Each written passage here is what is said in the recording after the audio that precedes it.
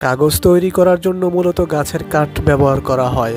সাধারণত পপলার বীজ আর ইউক্যালিপটাস গাছ থেকে কাগজ তৈরি করা হয়, কারণ এই গাছগুলোর কাছে সেলুলোজ ফাইবার বেশি থাকে। ফ্যাক্টরিতে কাগজ তৈরি করার জন্য প্রথমে গাছগুলোকে কেটে কাঠ সংগ্রহ করা হয় এবং গাছগুলোকে বড় ট্রাকে করে ফ্যাক্টরিতে আনা হয়। কাগজ তৈরির প্রক্রিয়ায় প্রথমে গাছের ছাল তুলে ফেলা হয়। মেশিন দিয়ে ছালগুলো তুলে ফেলার পর গাছগুলোকে ছোট ছোট টুকরো করা হয়। এরপর এই টুকরোগুলোকে ডাইজেস্টার ট্যাঙ্কে পাঠানো হয়। কাগজ তৈরি করার জন্য এই টুকরোগুলোকে ডাইজেস্টার সেন্টারে অ্যাসিডিক সলিউশনে সিদ্ধ করা হয়। সিদ্ধ করার পর কাঠের লিগনিল এবং সেলুলোজ ফাইবার আলাদা হয়ে যায়। লিগনিল হলো কাঠকে শক্ত রাখার উপাদান, যা কাগজ তৈরিতে ব্যবহার হয় না।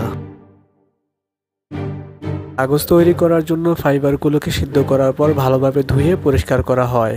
এতে অ্যাসিডের যে অংশগুলো ফাইবারে লেগে থাকে সেগুলো পুরোপুরি দূর হয়ে যায়। পরিষ্কার করার পর ফাইবারকে ব্লিচিং প্রক্রিয়ায় নেওয়া হয়। কাগজ তৈরিতে ব্লিচিং একটি গুরুত্বপূর্ণ ধাপ। এই প্রক্রিয়ার মাধ্যমে